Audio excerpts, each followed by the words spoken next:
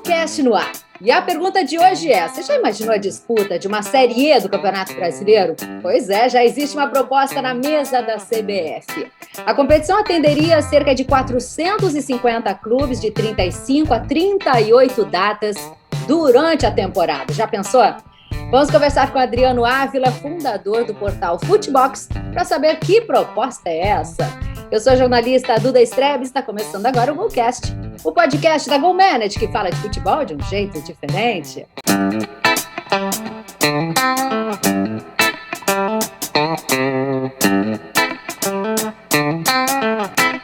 Já se inscreveu no nosso canal? Estamos no YouTube como GoCast GoManage. Toda terça tem um episódio novinho para você. Se inscreve e acompanhe o nosso conteúdo. E deixa eu dar um alô para o Adriano. Tudo bem com você? Como vai, Eduarda? Tudo jóia? Tudo bem, obrigado. Olha, estamos todos curiosos aqui para saber que proposta é essa para o já apertadinho calendário do futebol brasileiro. Conta tudo para a gente. Bom, eu vou tentar ser o mais sucinto possível, né? O Futebox, para quem não conhece, é um centro de pesquisa gráfica sobre futebol. Então, a gente tem dois braços. Um braço de pesquisa, onde a gente faz todo o resgate da história do futebol brasileiro e mundial através de simbologia e ilustrações. E o segundo braço, que o centro de pesquisa ele nos deu uma bagagem, um know-how muito estratégico para o desenvolvimento da parte desse segundo cenário, que é a área de branding, design, inovação dos clubes de futebol. Então, quando a gente atende esses clubes, a gente já conhece a história deles, né? A gente não é só especializado na parte visual, mas também a gente entende as dores, o que faz sentido para o torcedor, etc. A partir daí, a gente começou a aprofundar alguns estudos e pesquisas referentes ao mercado do esporte como um todo, não só no calendário, mas novas dimensões do campo de futebol, novas regras, etc. No meio do ano passado, o Marcelo Paciello, que é um dos integrantes desse grupo de estudo referente ao calendário, a gente faz parte de alguns grupos de WhatsApp, né, de profissionais da área de futebol, por exemplo, né, de marketing, diretores e até presidentes, e a gente veio conversando, a gente já tinha feito estudos em separado de propostas para o calendário, né, elas todas estão ali no blog, que é futebox.com/blog, e o Marcelo falou assim, bom, vamos fazer uma proposta unificada, eu tenho mais dois profissionais aqui que também têm publicações e livros sobre o tema, e a gente montou um grupo. O que aconteceu? Foram 6 meses de estudo, onde a gente começou e chegamos à conclusão que a gente tinha que começar de trás para frente. Então, a gente pegou o ano, a temporada, que são 52 semanas, cada semana, o ideal, 2 jogos apenas, 104 datas, e fomos enxugando de acordo com as datas FIFA, colocamos ali como metas 30 dias de pré-temporada, 30 dias de férias, eliminamos os jogos amistosos e etc. e tal. Sobraram 58 datas. Então, o que a gente fez? Bom, a partir dessas 58, a gente alimentou com todos os campeonatos, copas interestaduais, estaduais que a gente tinha noção e sabia que existiriam nos próximos anos.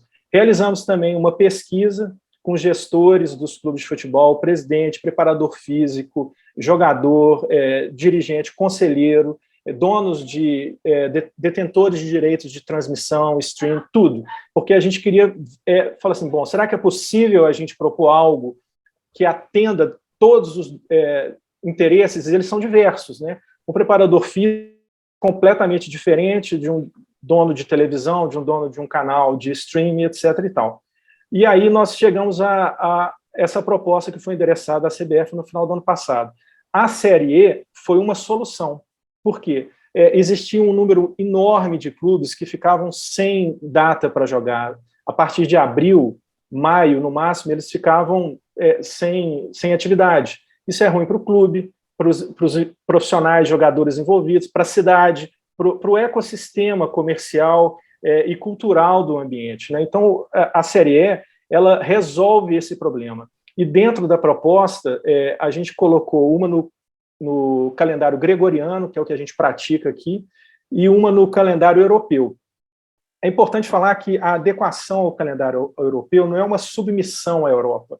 É a gente entender que para o Campeonato Brasileiro chegar forte comercialmente na Europa, na Ásia, nos Estados Unidos, ele vai competir com a Premier League, com a La Liga, com o campeonato italiano, com o campeonato francês. Então, ele tem que chegar adequado aonde o dinheiro está ali organizando as janelas de transferência, etc. E tal.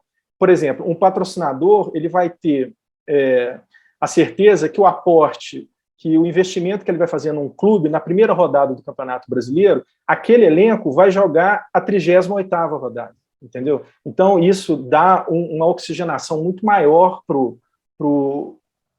ecossistema brasileiro, né? Então, na proposta da opção do calendário europeu, a gente utiliza 0 datas FIFA. Os times não são desfalcados em nenhum momento. E tem as séries A, B, C, D e E.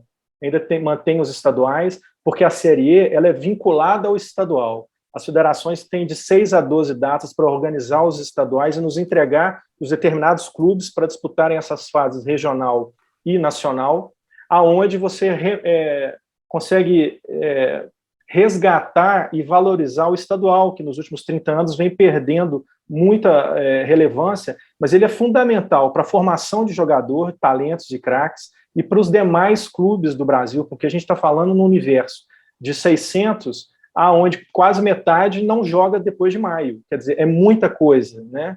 E fora a geração de emprego, a ativação das marcas e dos pequenos patrocinadores pontuais que às vezes é interessante para ele investir um patrocínio naquela cidade ou na região do interior de São Paulo, de Minas, Norte, Nordeste, etc. e tal.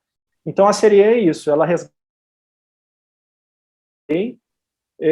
e entrega para um calendário de 35 a 38 datas, onde tem fases regionais para viabilizar deslocamento, clubes mais humildes, etc. e tal, e com isso você tem a Série E, que dentro das séries já existentes, no formato proposto pelo Futebol, utiliza 0 datas FIFA e realmente é executável, é algo viável. Falei bastante.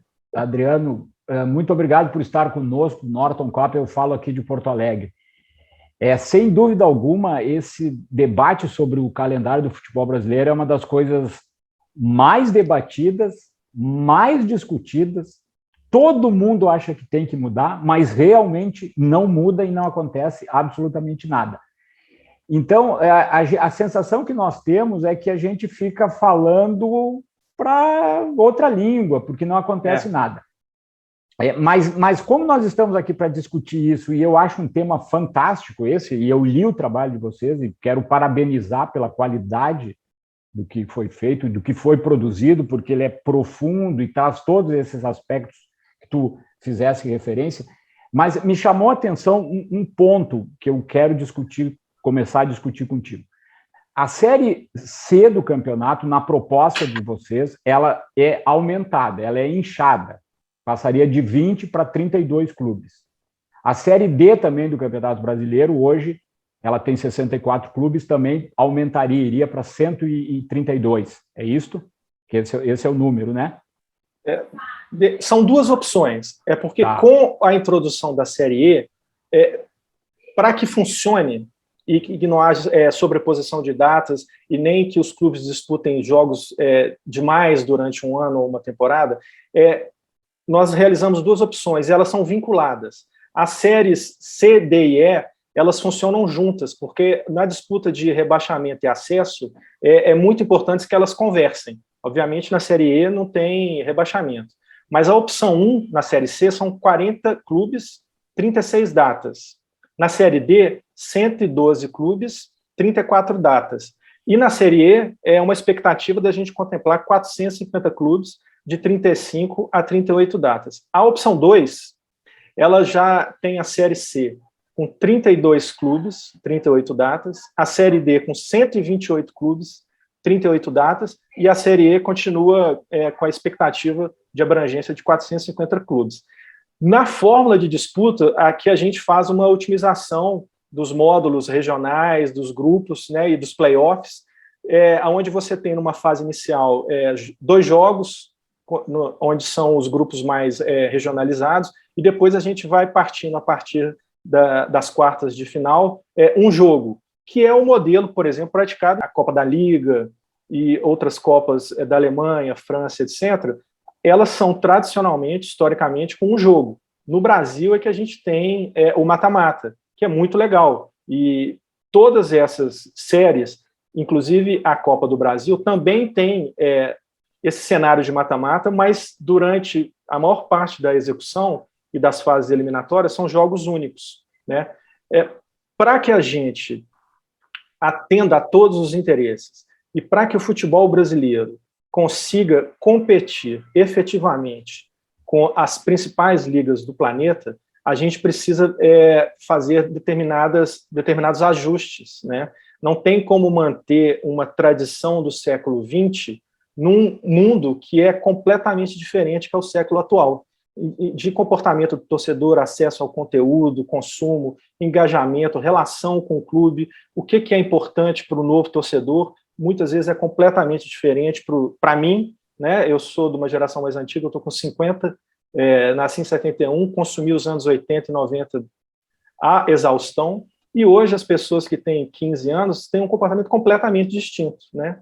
E os clubes precisam entender que ele vai crescer a sua torcida, vai crescer a sua receita, focando o público novo, mas também não pode menosprezar, vamos dizer assim, o capital de giro, né? Que é o torcedor acima de 40, acima de 35, que tem o poder aquisitivo, etc.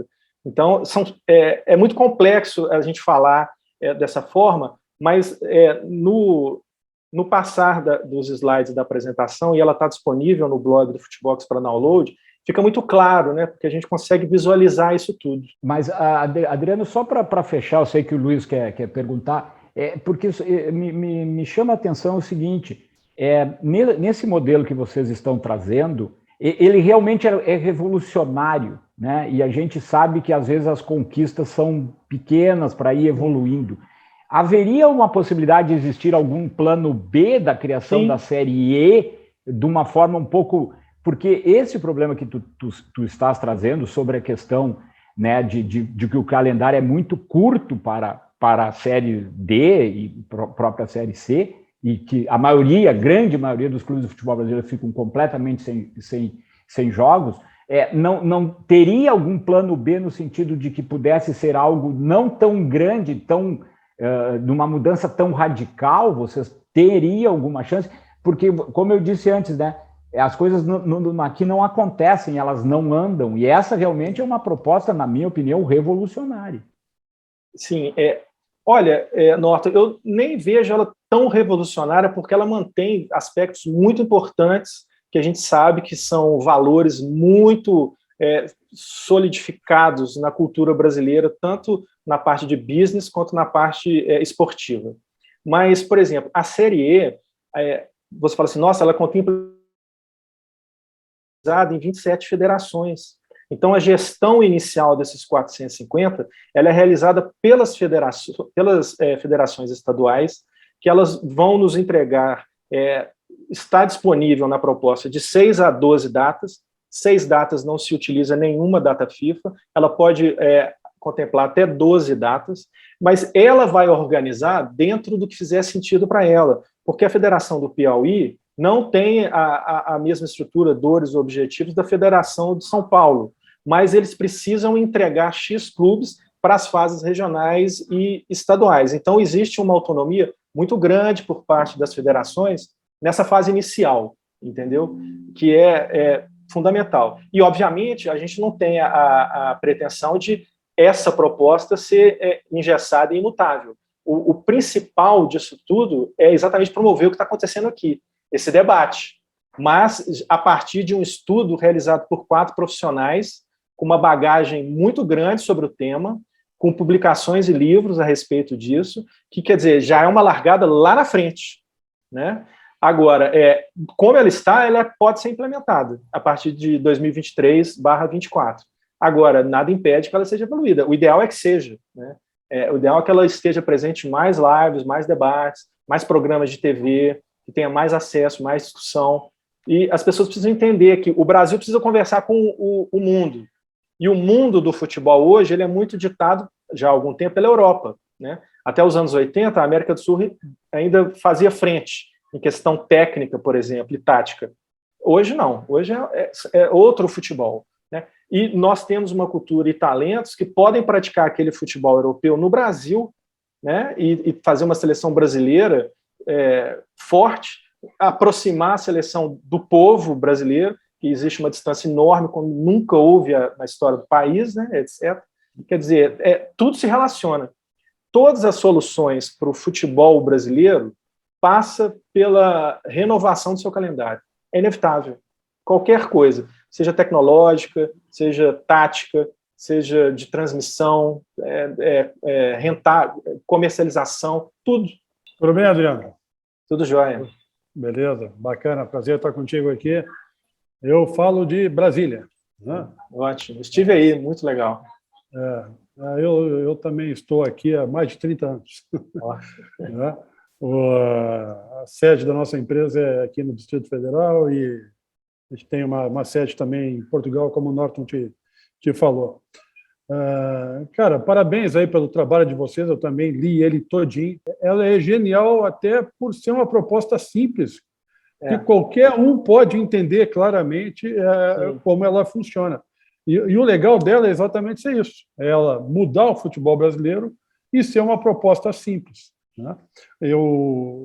São vários os fatores, né? Você falou já muitos aqui, vários os fatores que atrapalham, né? Que inibem o desenvolvimento ou o redesenvolvimento do futebol brasileiro.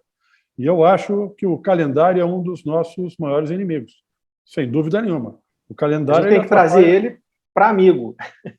Exatamente. O calendário ele atrapalha um monte de coisa, só a questão do interesse, do engajamento, da parte técnica, dos clubes poderem treinar, poderem viajar, poderem fazer uma boa pré-temporada, enfim. Né? Eu acho que as dores, né, como você falou lá no começo, elas são conhecidas, né? São conhecidas de vários. E o Norton te colocou muito bem colocado, e eu concordo com ele plenamente, é que nada acontece. Nada acontece. Então, você citou ali, olha, nós temos um grupo de WhatsApp que tem, inclusive, presidentes e dirigentes e pessoal de marketing de outras empresas. Eu te pergunto o seguinte, tem nesse grupo de WhatsApp alguém de federação, alguém da CBF? Porque a gente falou aqui de atender a todos os interesses. E eu não entendo por que uma coisa tão óbvia, dores tão conhecidas por todos, problemas que não precisam de uma revolução para serem resolvidos, e vocês trataram isso de uma maneira tão bem feita, por que isso não acontece? Aonde anda essa proposta nesse momento? Na mão de quem? Como está sendo tratada? Em que pé está essa história? Para que a gente possa atacar de frente esse inimigo, sim, que é o calendário do futebol brasileiro. Nos grupos não tem ninguém de federação e da CBF, mas nos contatos individuais que eu, o Marcelo e o Chateau e mais o Guilherme, que são os outros integrantes, nós temos acesso a alguns contatos lá dentro. O que eu vi e conversamos a respeito. Mas um parênteses só, eu fui irônico quando eu falei isso, porque eu acho que no teu grupo de WhatsApp todos vão concordar com as dores, com os problemas e com a necessidade da mudança. E se talvez tivesse alguém de CBF ou de federação, talvez começasse a ter voto contra a tua proposta. Isso é que eu acho. Sim, mas eu adoraria que tivesse voto contra, porque estariam pessoas da CBF dentro dos grupos. Né? O ideal é que a gente consiga trazê-los. O principal ponto que eu vejo que não existe esse segundo passo, né, é que a gente precisa entender que a gestão do futebol brasileiro ela é coletiva. E os dirigentes dos clubes, e aí não é só uma responsabilidade da CBF, eles pensam muito individualmente por uma série de questões culturais, pela carência de patrocínio, pela dificuldade, pela tributação do nosso país e por uma série de coisas.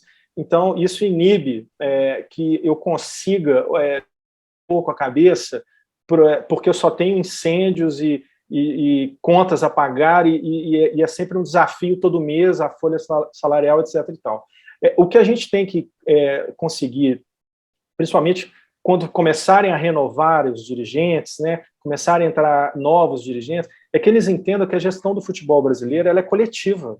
Então, no modelo que a gente tem hoje, você tem grandes clubes, né, você tem Flamengo e Corinthians numa prateleira, depois você tem alguns grandes na segunda, outros que já não são tão grandes, em desempenho, mas ainda mantém um lastro histórico como grandeza, etc. E depois você vai tendo as demais prateleiras, né? Então, é muito fragmentado. Quando a gente faz a gestão coletiva, quem ganha mais vai perder um pouco. E eu acho que é isso que coloca a barreira. Entender que essa redução numa primeira temporada, ela pode significar um aumento e uma estabilidade com grande margem de lucro a partir de uma segunda, terceira temporada. E aí a gente começa a reter novos talentos, né? Imagina o Vinícius Júnior jogando no Brasil até agora, mais esses 2 anos, né? Imagina se o Ronaldo, que está em super evidência no Cruzeiro, não fosse vendido, jogasse o ano de 94 no Cruzeiro e 95 no Cruzeiro. Quer dizer, como que isso seria em ativação para a marca, em venda de patrocínio ao redor do campo, em direitos na camisa de televisão, etc, etc, etc, etc. Só que tem que haver um rearranjo comercial aonde alguns vão perder, e é essa redução, para mim, paralelo à noção de gestão coletiva, de um campeonato, né, que causa, inibe esse próximo passo. Lembrando que a Copa União, gente, foi em 87, 5 anos antes da Premier League, né? A gestão da Premier League, dos clubes, que hoje é o que é, no Brasil foi feita 5 anos antes, né? Onde os clubes pegaram a Série A. Eu entendo que eles poderiam ser os gestores das séries A e B, e as séries C, D, E serem das federações ou da CBF, né? CBF, né, obviamente. E aí a gente ia ter um ecossistema, a Copa do Brasil da CBF também, a gente ia ter um sistema muito forte e sustentável e com lucro, porque às vezes as pessoas ouvem a palavra sustentável e acham que é no 0 a 0. Não, o sustentável pode ter lucro, né? É importante que tenha, e pode ter muito, mas a gente tem que dar aquele passo atrás para reequilibrar a gestão coletiva para ir todo mundo, porque senão a gente vai tendo um distanciamento. E os 12 clubes grandes do século XX talvez não sejam mais 12 agora, a gente não está nem num terço do século XXI, né? E esse 12 já reduziu. A tendência é reduzir mais, né?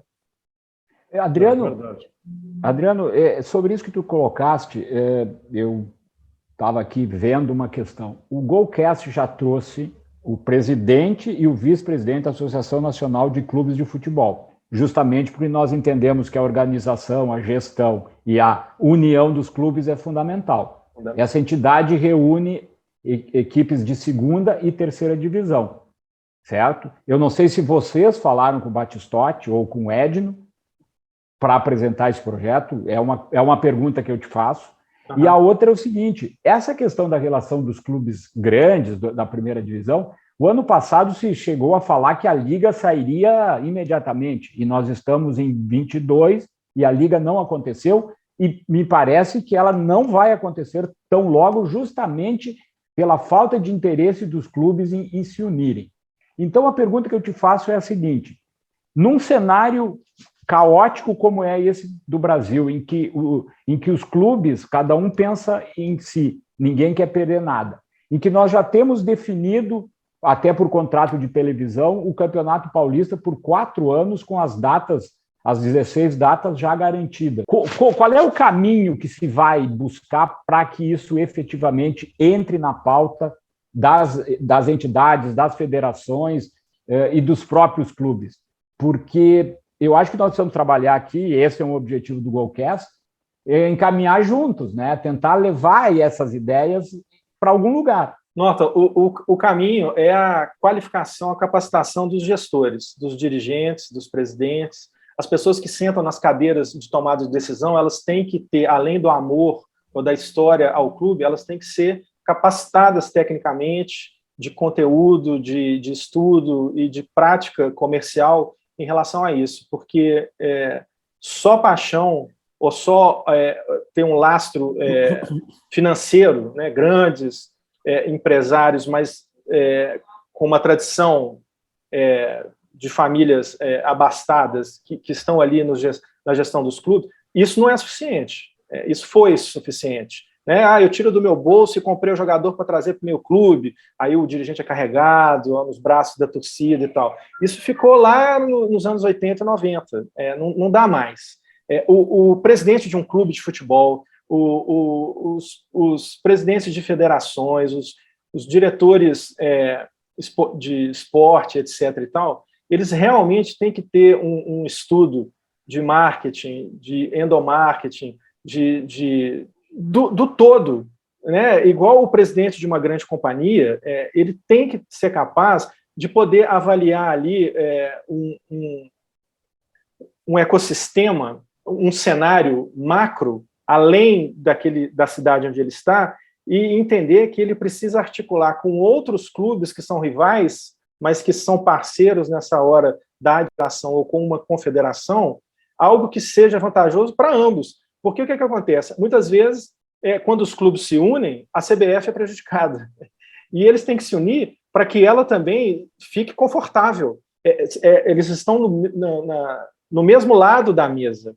Eles não podem ser opostos. Então, por exemplo, quando a gente teve a Copa União lá em 87, ela foi um movimento contra a CBF. Né? A CBF ela entregou em determinado momento a realização do campeonato por causa de dívidas, etc. Durante a articulação do campeonato, ela viu que estava tendo ali algo extremamente atrativo, voltou ao selo de organização e aí deu uma série de disfunções. Também quem se interessar pelo tema no blog do Futebol, tem uma matéria ótima sobre a história do Campeonato Brasileiro, a gente contempla isso. Só antes que você continue, você também não acha que a CBF tem seus preferidos?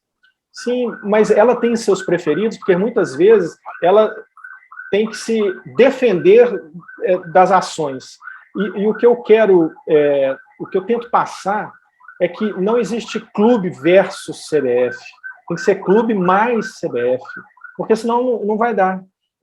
A gente tem que... É por isso que eu insisto na palavra, no termo ecossistema. Ecossistema significa que todos os agentes envolvidos, eles se retroalimentam em benefício do todo, da comunidade.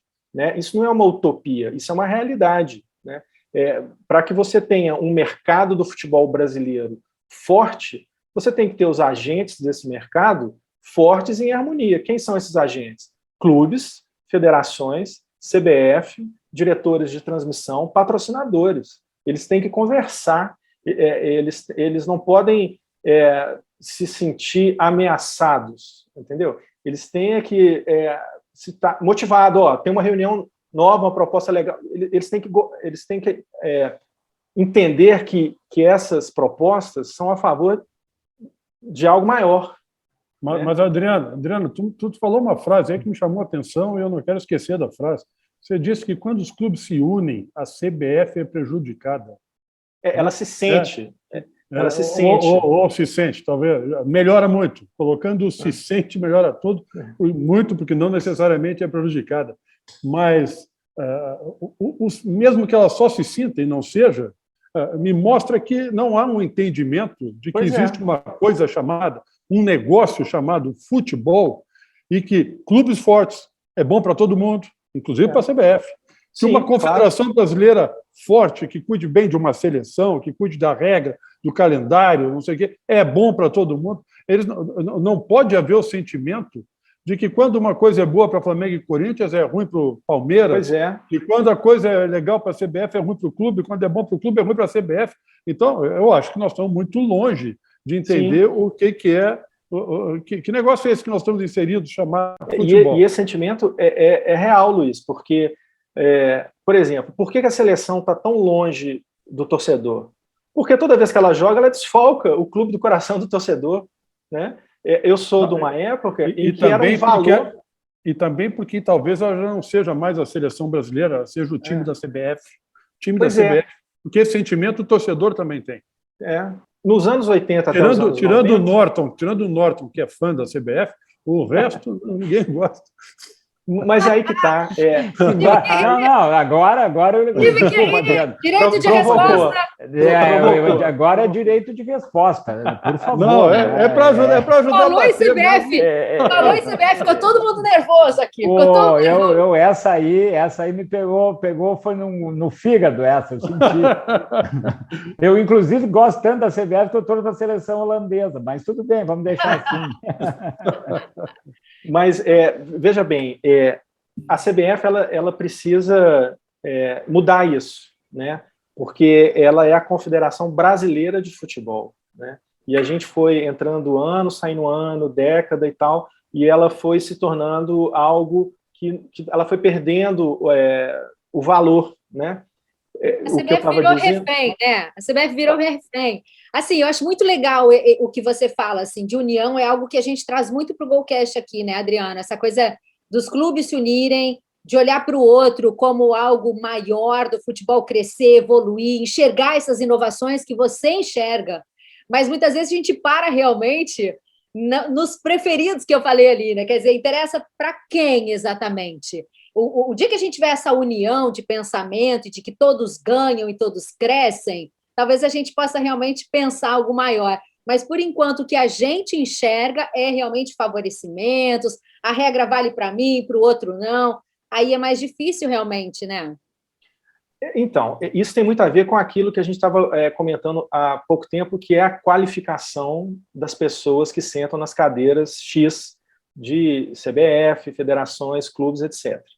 Porque quando você tem um profissional realmente qualificado, ele vai ter um olhar macro, mas ele vai entender que a articulação disso passa pelas dores do outro e do outro para que...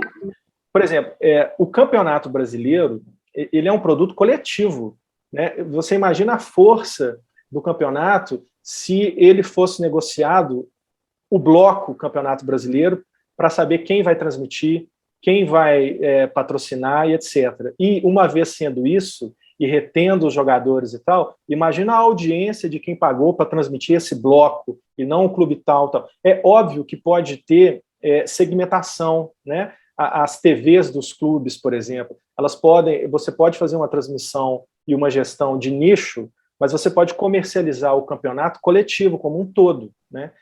Os modelos, eles coexistem.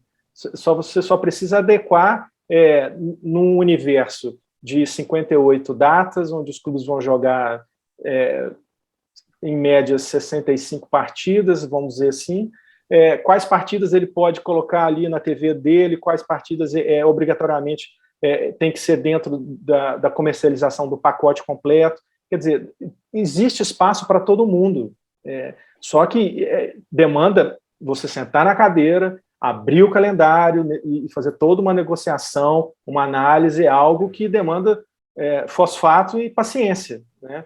Não é algo que você vai deliberar num jantar, né? É algo que realmente você tem que fazer. O problema, muitas vezes... Desculpa, Norton. Não, pode ir, Luiz. Eu entro depois. Pode ir. Não, porque o problema, muitas vezes, está no... A gente pensa que pode estar na bola, no clube, na federação, mas acho que está no fosfato mesmo, né? Eu acho que está no fosfato. E o Adriano já me falou 2 vezes de uma coisa que eu fiquei me segurando aqui, porque eu fiquei com vontade de convidar o Adriano para fazer uma palestra para a nossa empresa, porque o foco da GoManage, né? Golcast é um dos nossos produtos, né? Mas o foco da GoManage é a educação corporativa, é educar, né? Nós temos um projeto de universidades corporativas para clubes de futebol. E temos um outro produto que vai ser relançado agora a partir de fevereiro, que é o Go Academy, que é justamente para dar qualificação, preparar pessoas, educar pessoas em todas as áreas. Porque sem a educação, sem o entendimento, e por que a universidade corporativa? Porque a gente entende que os problemas de um clube são diferentes de outro, que são diferentes de uma federação, né? Depende do tamanho do clube, do tamanho da torcida do clube, de uma série de coisas. E a educação é a que vai trazer o fosfato, que vai fazer com que todos consigam entender que existe um mercado, que existe marketing, que existe valorização de marketing, que existe venda de produto, e que, se olhar para o seu próprio umbigo, não resolve. Não adianta o Flamengo, acho que ele tem a maior torcida, a maior arrecadação. Não adianta o Corinthians, porque acha que tem 30 milhões. Não adianta. O produto futebol brasileiro, a cada ano, o Flamengo fica maior e o futebol brasileiro fica menor. Não adianta, isso não funciona, só vai funcionar com educação, com entendimento, e com entendimento do quê? Do negócio futebol. E para tu entender negócio futebol, tu tem que ter formação em negócio. tu tem que ter formação, tu tem que ter dirigentes preparados que possam ter essa visão ampla do ecossistema, como tu sabe. E não ficar preocupado só com o teu time, com o que acontece dentro de 4 linhas, e com aquele elenco, e com o vestiário, e com o melhor jogador, e acabou. Exato. Então, a educação, meu velho, é a base para todas essas coisas que a gente está discutindo aqui. Perfeito, Luiz. Já aceito o convite, será um grande prazer. E voltando à questão, por exemplo, do exemplo do Flamengo, se ele começar a crescer demais e começar a envolver os rivais, ele vai jogar com esses mesmos rivais que vão perdendo relevância. Então, o clássico Flamengo e Vasco, Fla-Flu, Flamengo e Botafogo, vai perdendo valor. Então, eu preciso de um rival forte. Já perdeu. Mas, ao mesmo tempo que tu vê uma Copa do Nordeste que todos se uniram e fizeram acontecer lindamente com os mesmos interesses. Aí tu vê que é viável, independentemente de tamanho, os caras tinham um mesmo objetivo. Mas, Eduardo, a Copa do Nordeste é um ótimo exemplo. Mas só para lembrar aqui também, até porque eu ia perguntar sobre isso, foi ótimo tu fazer essa referência sobre a Copa do Nordeste, mas a gente trouxe aqui o Portela, né, o presidente da Liga do Nordeste, mais ou menos há um ano, e ele nos falou exatamente da relação com a CBF, que a Liga do Nordeste só conseguiu decolar porque ela foi, de alguma forma, abraçada pela CBF. Não houve um conflito com a CBF. Exato. E o que eu queria te perguntar, Adriano, nesta mesma linha, é o seguinte: o que tem de concreto hoje no futebol brasileiro sobre mudança de calendário é uma proposta dessa associação de clubes, do Batistotti e do Edno, que quer que a Série C seja também em 38 datas, ou seja, não mais regionalizada e seja como as séries A e B. Ou seja, é a única questão que está se movendo hoje, porque eles são organizados, como a gente já fez uma referência aqui. Então, pode ser que seja a única alteração. E aí eu queria te perguntar de novo, como nós vamos andar? O que o teu grupo está pensando estrategicamente para levar adiante essa proposta? Onde vai bater? Qual é o caminho? Como é que se pode auxiliar nisso? Enfim, para que realmente aconteça alguma coisa, ou pelo menos se abra um debate nacional, enfim, qual é a estratégia aí de vocês?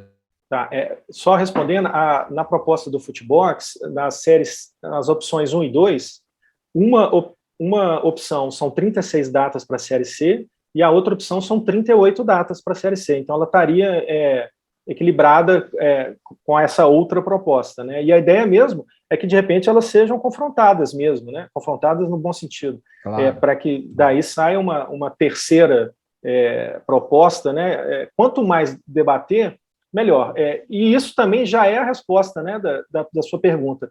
O que a gente precisa? A gente criou um mailing list bem considerável, né, dos 4 integrantes aqui do grupo de estudo. Disparamos, fizemos contatos. A ideia é agora, ainda em janeiro, reativar todos eles e pedir também, falei, olha, gente, insere a pauta calendário no seu evento. Você vai fazer um evento de inovação sobre esporte, é importante que tenha o tema calendário. Aí, muitas vezes, o organizador fala assim, é mesmo? Eu falei, é fundamental, né? Tem que ter, porque se você está propondo aí uma solução de fazer uma projeção do patrocínio no campo onde os jogadores passam, ou uma quarta tela, etc. e tal, se você tem uma grade bem equilibrada, onde todos os jogos vão poder receber essa solução, melhor para quem desenvolveu a solução, melhor para todo mundo. Então, quem que resolve isso? O calendário. Então, é o networking e a conscientização que a gente já vem fazendo, mas, por exemplo, esse canal aqui é uma excelente oportunidade, e a partir dele outros, em que as pessoas comecem a entender que a pauta calendário ela é para estar em todos os painéis de discussão de futebol, de negócios, de inovação, entendeu? De design, né? O Futebox ele tem uma metodologia que a gente desenvolveu, que é a metodologia dos 3 T's: tradição, torcida e troféus, que é o valor da marca de um clube de futebol por meio da sua identidade visual. Então, quer dizer, design também e passa pelo calendário, né? E por aí vai. Então, essa noção que o calendário faz parte de todos esses temas, de todos esses eventos, que ele precisa fazer parte da grade desses eventos, é um passo super estratégico, porque a gente vai começar a ser presença em painéis de discussão em São Paulo, no Conafute, no Confute Nordeste, em outros eventos, por exemplo, entendeu? Adriano, o nosso diretor é um jornalista curioso e ele quer saber se vocês levarem em conta os aspectos econômicos. Sim, claro. E como é que os clubes vão ser remunerados, se a competição vai ser monetizada? A Série E, ela começa nos estaduais. Então, ela dá uma oxigenada nos estaduais e os estaduais nos entregam um número bem menor do que 450 para fazer o desdobramento das fases regional e nacional. E elas são setorizadas também em módulos para viabilizar deslocamentos, entendeu? Então, a parte de monetização, ela vai entrar dentro desse ambiente. E você tem os estaduais das 27 federações, que eles vão afunilando. Você não tem 450 times o ano inteiro, né? Você parte deles e vão sendo diluídos até 128, por exemplo, e aí começa o mata-mata. 128, 64, 32, 16, chega a 16, 8, 4 e o campeão, entendeu? Então, é mais viável, porque a gestão do estadual já está um pouco equilibrada dentro da expertise e da história da federação. Por isso que a gente não quis mexer, porque uma vez que a gente cria a Série E, a gente precisa ter como um aliado fortíssimo as 27 federações, porque o objetivo é duplo, né? É resgatar o estadual e utilizá-lo como base da Série E, entendeu? Adriano, é sobre isso, uma pergunta bem objetiva. Se a CBF, que eu não sei, que eu adoro, segundo o Luiz, que eu não sei quem manda na CBF hoje, mas deve ter alguém que mande, chamasse vocês para conversar e dissesse assim, nós vamos implementar o calendário em 23. Eu queria que tu explicasse para o nosso ouvinte, para o nosso espectador, o seguinte: dia 1º de fevereiro começariam as 5 divisões do futebol nacional. É isso? Elas andariam paralelas, né? Seriam as divisões andando com toda a temporada, cada uma no seu modelo, mas não haveria o que há hoje desses primeiros 3 meses do futebol brasileiro dedicado aos campeonatos regionais e depois iniciaria os campeonatos nacionais. Ou não é isso? Eu gostaria que você fosse bem didático nessa explicação. Tá. Bom, se a CBF me convidasse para participar, era só marcar a data, o dia e horário, que eu estaria lá. Se vai começar em fevereiro, vai depender do modelo adotado. A proposta ideal, no nosso entendimento, é a adequação ao europeu. O brasileiro não abre mão, o jogador das férias no verão. É uma questão, eu acho isso, desculpa, posso aqui, mas é uma questão cultural.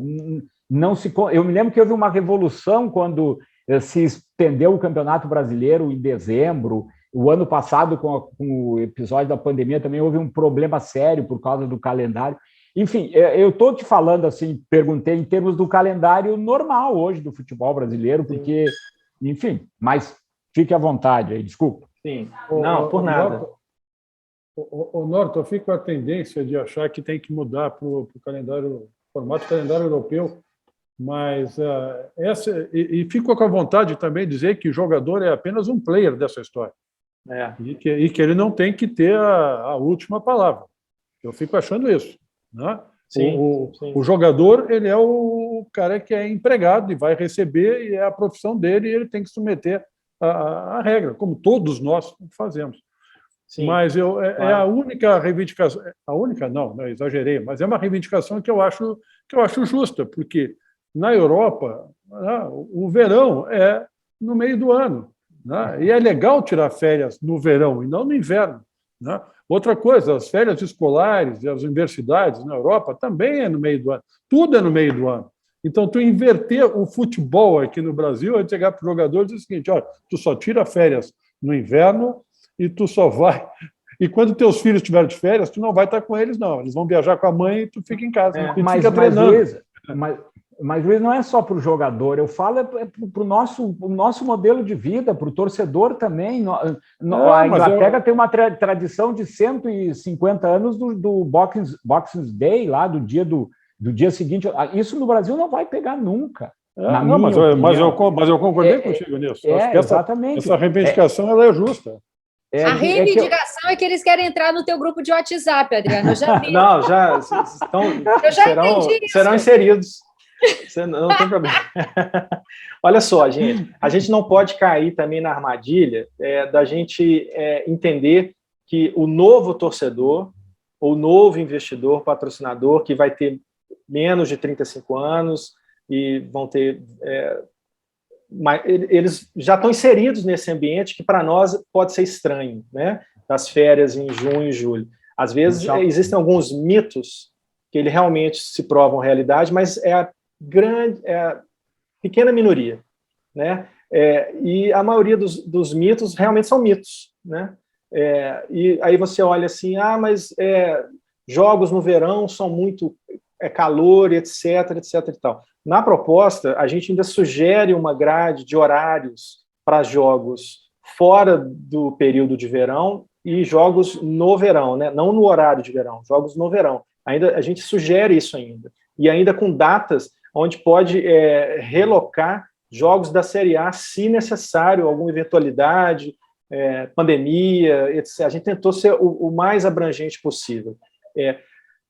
O ideal é que o campeonato ele comece em junho, né? Que ele tenha as férias em junho, a pré-temporada em julho, e eles vão começar a partir de agosto, início de agosto. Você tem os campeonatos brasileiros de A a E, os estaduais, a Copa do Nordeste, etc. e tal. E o que acontece? Quando eles acabam, que eles estão entregando para a Libertadores os campeões nacionais, entendeu? Não existe... Tá tudo muito bem casado.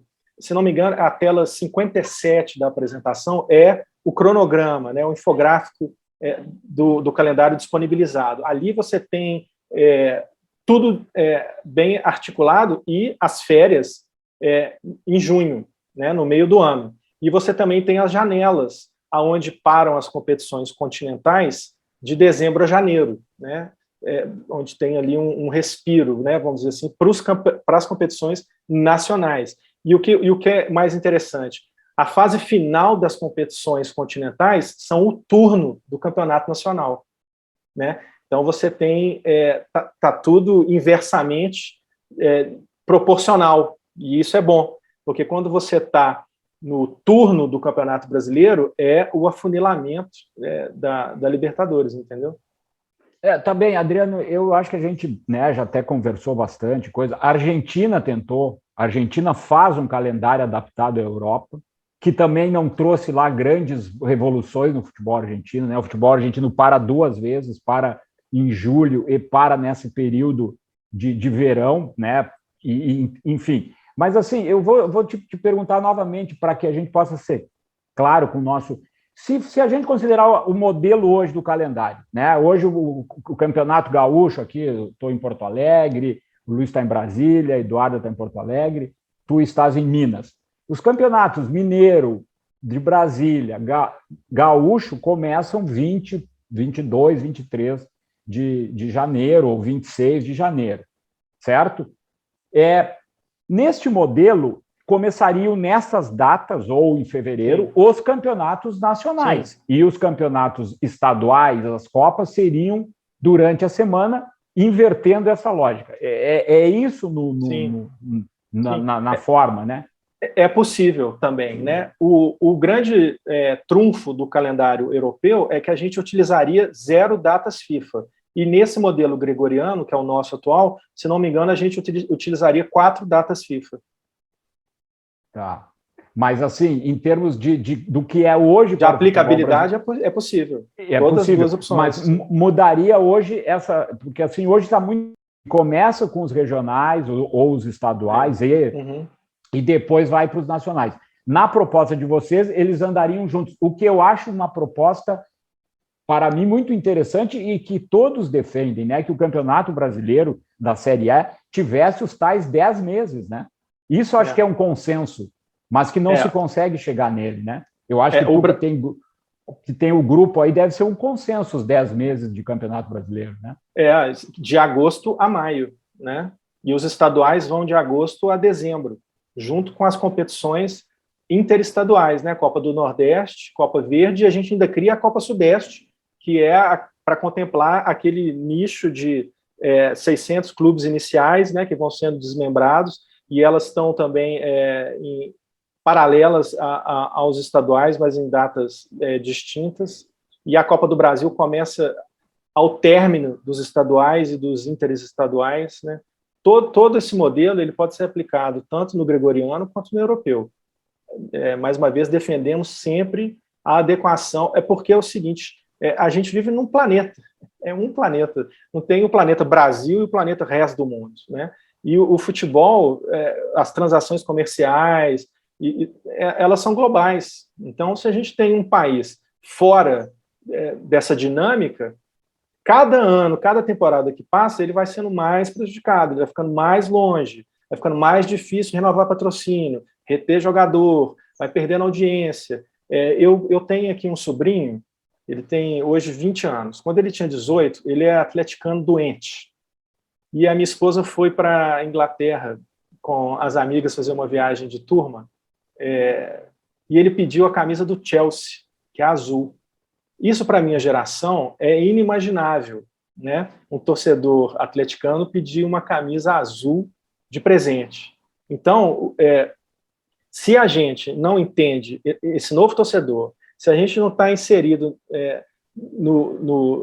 nessa roda do mundo, e o Brasil é um corpo estranho, cada vez mais os nossos torcedores não vão torcer para Flamengo, Corinthians, Cruzeiro, Grêmio, eles vão torcer para o Chelsea, para o Manchester, para o Real Madrid, para o Barcelona, etc, etc, etc. Até que o clube aqui vai ficando muito regionalizado. E é importante para o clube ele expandir a marca dele, né? O que eu vejo, algumas ações de clubes, por exemplo, eles saem para fora, mas não tem a cozinha muito bem sólida, muito bem resolvida, né? É como se você quisesse renovar a sala, o quarto, e a sua cozinha está caindo aos pedaços, né?